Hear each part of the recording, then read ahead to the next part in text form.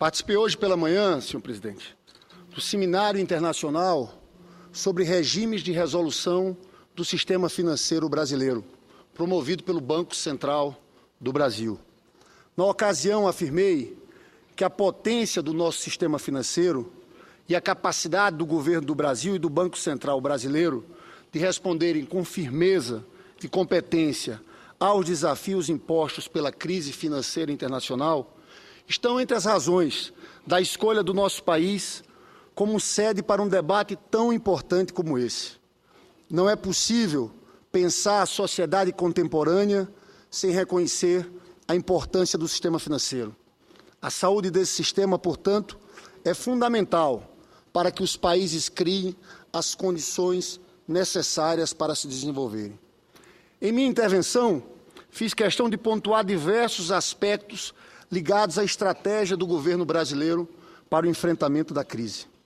O que poderíamos chamar de estratégia brasileira procurou conciliar o crescimento econômico com distribuição de renda. Nossos amigos estrangeiros que estavam presentes nesse seminário internacional talvez não saibam, mas aqui no Brasil vigia um princípio oculto nas políticas econômicas, segundo o qual primeiro é necessário fazer o bolo crescer para então distribuí-lo. O presidente Lula inverteu essa lógica. Crescer e distribuir passaram a ser duas faces da mesma moeda. A estratégia brasileira se distancia daqueles governos que enfatizam apenas a austeridade fiscal e o corte de despesas como meio de enfrentar a crise. Para nós, o crescimento é a melhor saída, desde que esteja articulado com uma distribuição de renda. Grécia, Portugal, Espanha, que seguiram o caminho da consolidação fiscal pura e simples, têm visto sua situação econômica e social se deteriorarem profundamente.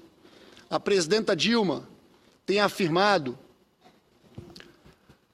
que o ajuste fiscal exagerado e simultâneo em todos os países não é a melhor resposta para a crise e pode, inclusive, agravá-la, levando a uma maior recessão. Por isso, defende políticas de estímulo econômico sem comprometer a prudência fiscal, articulando ajustes fiscais apropriados com estímulos ao investimento e ao consumo. Claro que o Brasil também foi atingido pela crise, tanto que o crescimento do nosso PIB está longe do ideal. Mas o governo tem clareza de que enfrentar a crise passa pela ampliação dos investimentos públicos e privados em infraestrutura, pelo aumento da competitividade das nossas empresas e pela realização de programas sociais que, ao distribuir renda, contribuem para manter a demanda interna. É por essa razão que, apesar da crise, estamos conseguindo manter o nível de desemprego na casa dos 5%. A Espanha hoje tem um nível de desemprego que ultrapassa 25%. Nós estamos com 5% de desemprego, o menor da nossa história.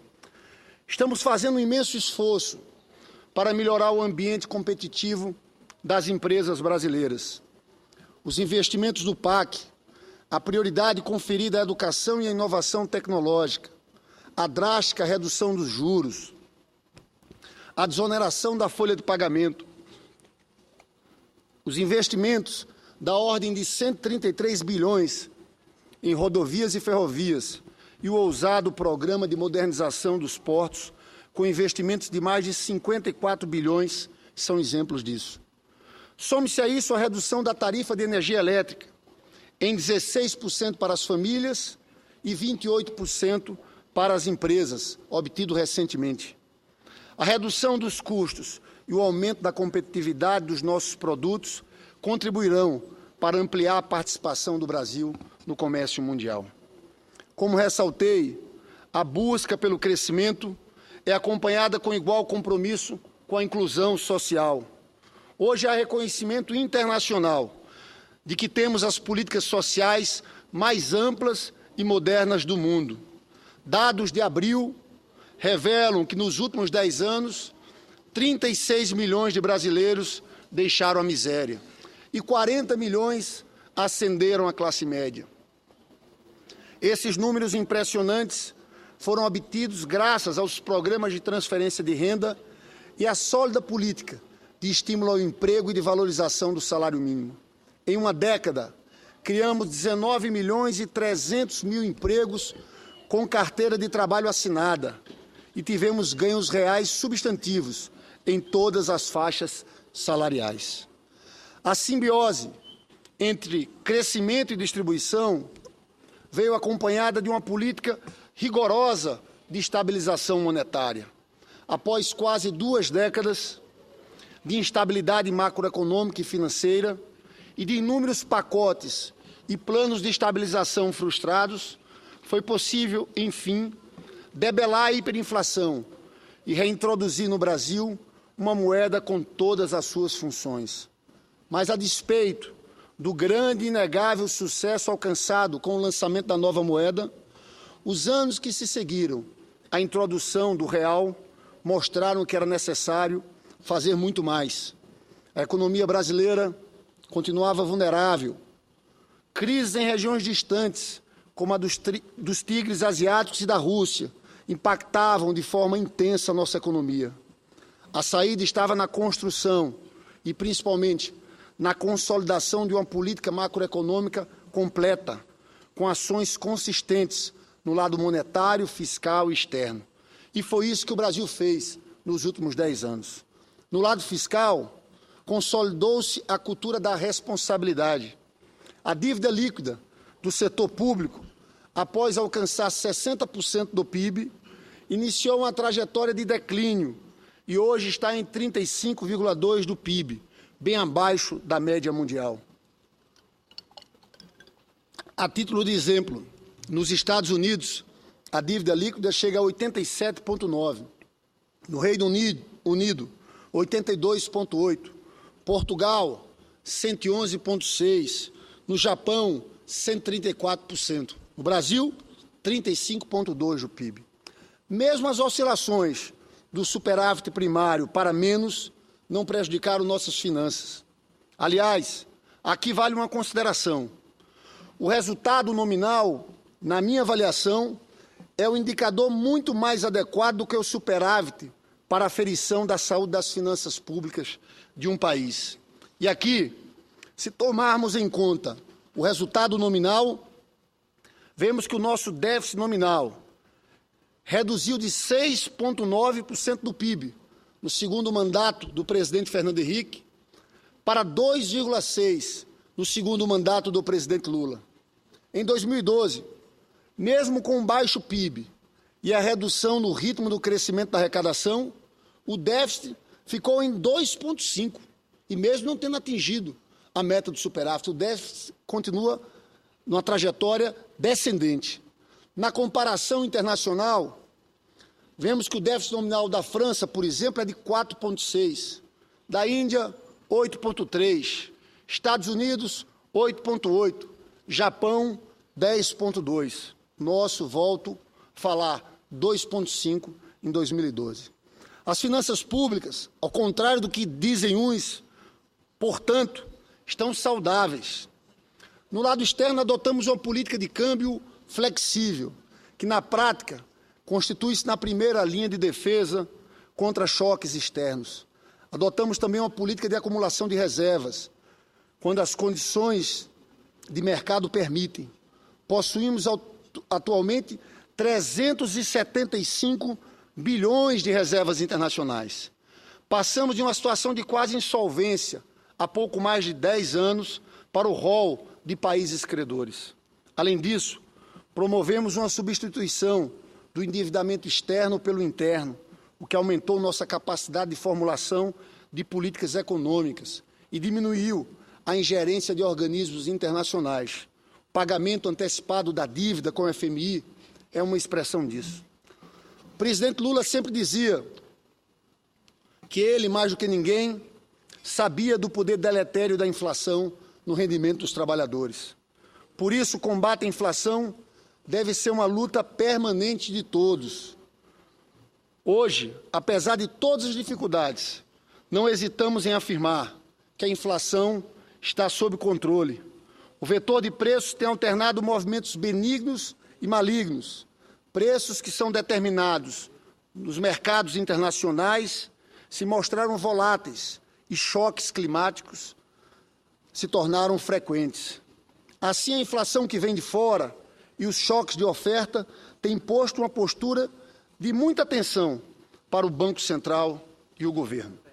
Existe uma inflação internacional que contamina todos, mas na comparação com os demais países dos BRICS, o Brasil vem mantendo seu compromisso da estabilidade monetária.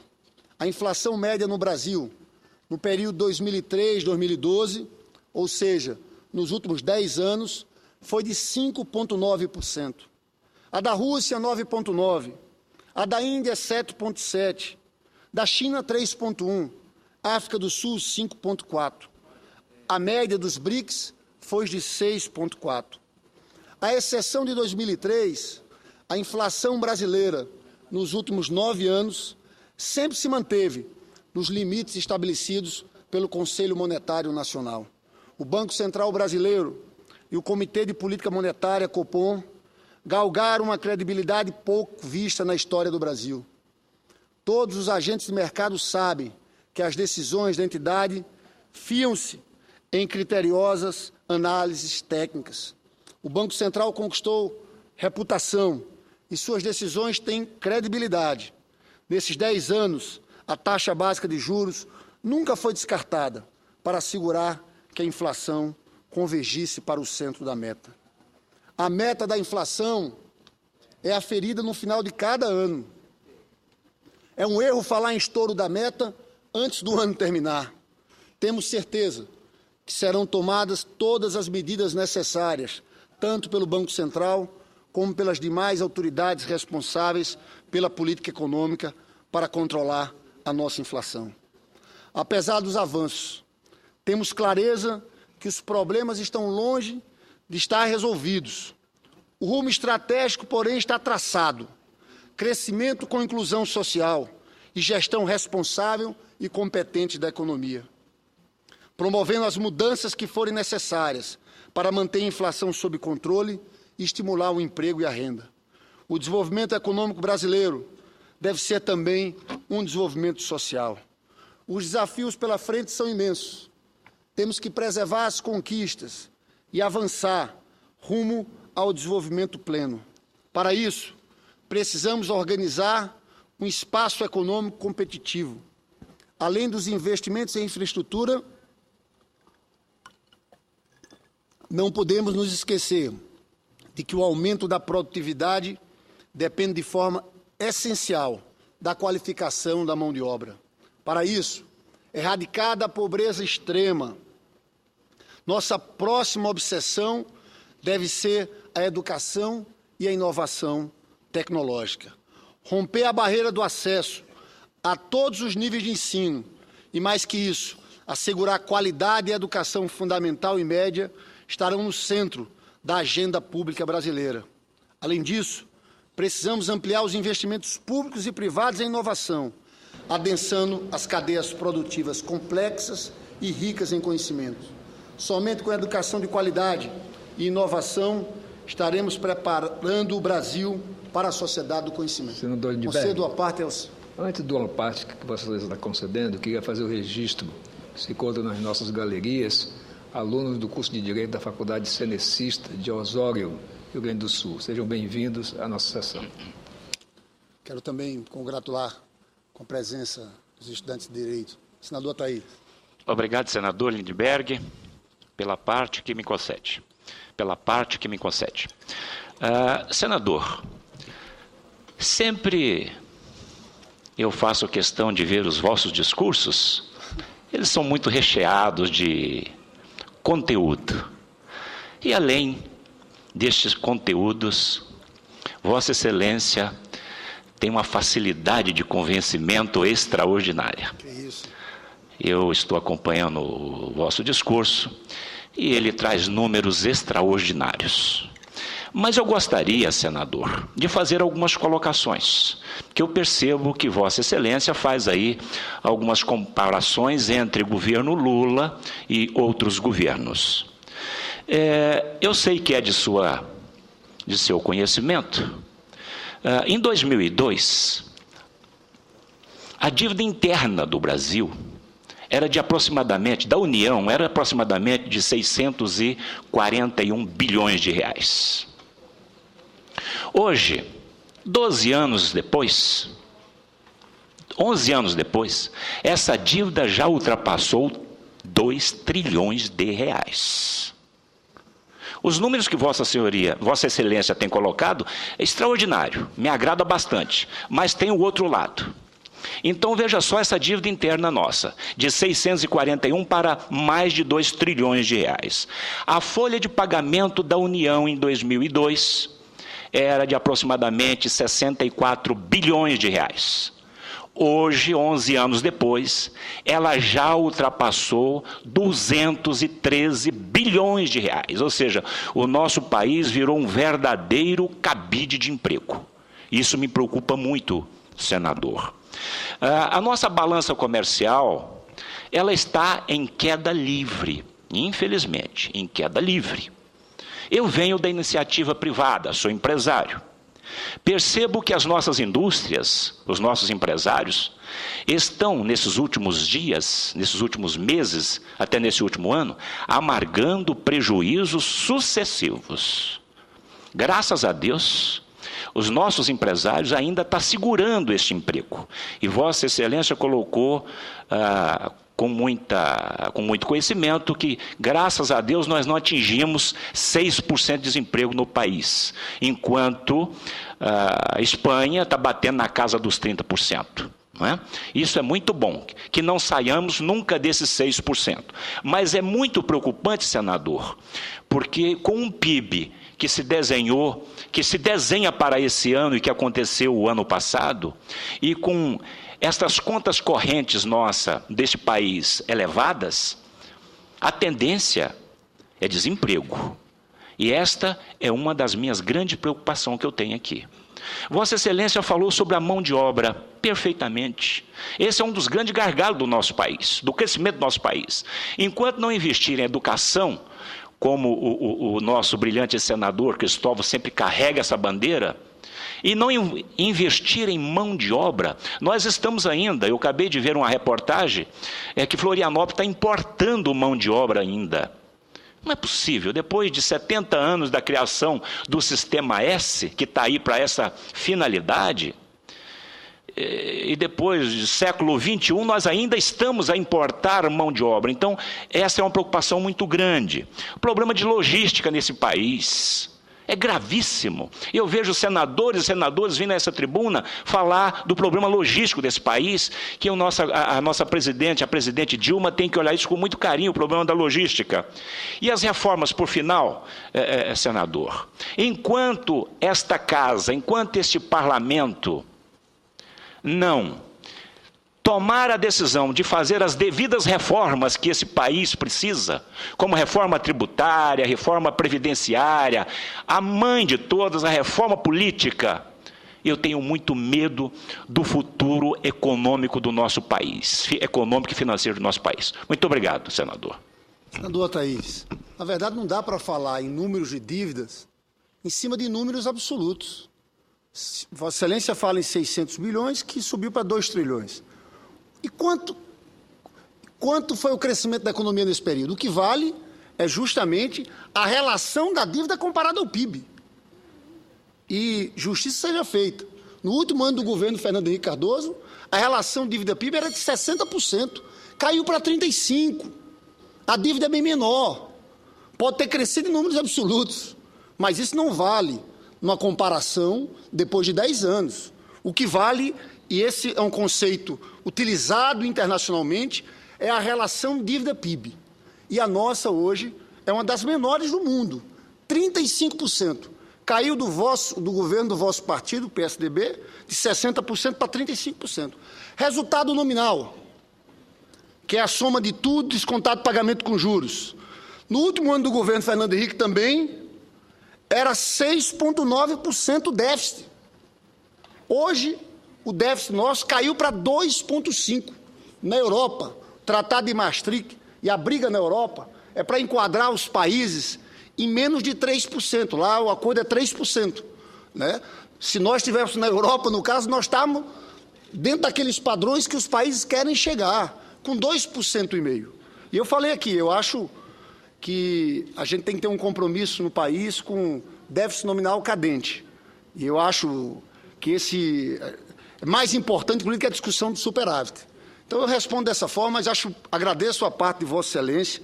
A presidente, nós sabemos de todos os gargalos do país. A presidenta está fazendo aí o esforço, investimentos de 133 bilhões em rodovias e ferrovias, está querendo fazer isso avançar. Tem a discussão da MP dos portos, já houve a desoneração da energia elétrica, e a gente sabe a pressão em cima da nossa indústria. E a presidenta sabe mais do que ninguém disso.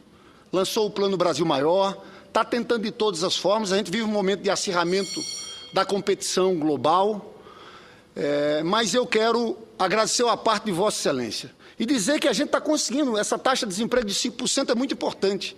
Nós estamos passando por essa agitação na economia internacional, mantendo o nível de emprego. E eu tenho certeza que nós vamos continuar dessa forma. Eu encerro o meu pronunciamento dizendo que, senhor presidente, nós estamos na discussão da reforma, no pronunciamento que fiz hoje no Seminário Internacional sobre regime de resolução do sistema financeiro brasileiro. Eu falei também da reforma do ICMS que está em curso aqui no Senado Federal. Amanhã teremos reunião da Comissão de Assuntos Econômicos. E também de um conjunto de políticas e de projetos ligados à desburocratização que nós queremos trazer para a pauta da Comissão de Assuntos Econômicos e para a pauta do Senado Federal. Senhor presidente, no seminário, eu fiz questão de mencionar que o Banco Central tem um papel fundamental na criação desse ambiente de competitividade. Tanto é assim que o presidente do Banco Central, Alexandre Tobini, indicou vários projetos que comporão essa agenda legislativa da competitividade que a Comissão de Assuntos Econômicos do Senado promoverá ainda esse ano. Concluí minha intervenção no seminário rendendo homenagens à realização do Seminário Internacional aqui no Brasil. A existência de um adequado regime de resolução bancária é fundamental para a robustez do sistema financeiro. E todos sabemos que sem um sistema financeiro saudável é impossível assegurar um ambiente de negócios confiável. O sistema financeiro brasileiro é um dos mais sólidos do mundo, mas o marco regulatório do nosso regime de resolução bancária foi instituído. Para concluir, foi instituído nos anos 70 e 80. As condições econômicas internas e externas eram completamente diferentes. Como senador da República e como presidente da Comissão de Assuntos Econômicos do Senado Federal, assumi o compromisso de trabalhar pela modernização de nossa legislação. Faremos todo o esforço necessário para propiciar ao Estado brasileiro modernos instrumentos de resolução para assegurar solidez, estabilidade e regular o funcionamento do sistema financeiro nacional, diminuindo a dependência de recursos públicos em eventual resgate de instituição financeira. Foi o que aconteceu nessa crise econômica a partir de 2008. Crise de instituições financeiras que viraram depois crises fiscais dos Estados nacionais. Assim que o projeto de lei do Banco Central chegar ao Senado, vamos trabalhar para assegurar uma tramitação célere para que tenhamos ainda esse ano a lei aprovada. A exemplo do que fizemos com a velha lei de falências, precisamos incorporar as melhores práticas internacionais e dotar o Banco Central de instrumento prudencial ainda mais eficiente, em nome da manutenção da estabilidade financeira nacional e em nome da criação de um ambiente de competitividade que nos permita expandir o crescimento da economia e, ao mesmo tempo, promover a inclusão social do Brasil. Senhor presidente, só para encerrar, eu quero aqui cumprimentar e agradecer a visita ao Senado Federal dos vereadores de Resende, Tiago Forastieri, que é o primeiro secretário da Câmara Municipal de Resende, e do vereador Irani, que está aqui no plenário do Senado Federal. Queria cumprimentar também o vereador Gilberto, de Porto Real, e o nosso vereador Felipe, que é vereador de Pinheiral, uma cidade administrada pelo nosso grande prefeito, companheiro. Então, eu agradeço muito a presença dos representantes dessas cidades, do Estado do Rio de Janeiro, e agradeço a Vossa Excelência pela tolerância em relação ao meu tempo. Muito obrigado ao senador Ataíde Oliveira.